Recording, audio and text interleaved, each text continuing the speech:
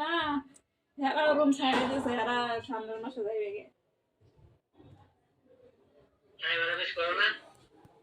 আমি তো যাইনি আর ওই বাসায় কইতে পারি না কইবেন যে ভাবি হ্যাঁ এই মেশিনে মডার নাই বুঝছেন মডার আলা মেশিনে তো কারেন্ট বিল বেশি ওঠে মানে মোটর কইবেন যে এই মেশিনে মডার নাই ডাইরেক্ট কারেন্ট দিয়ে চলে তাহলে বুঝতে পারবে তা কি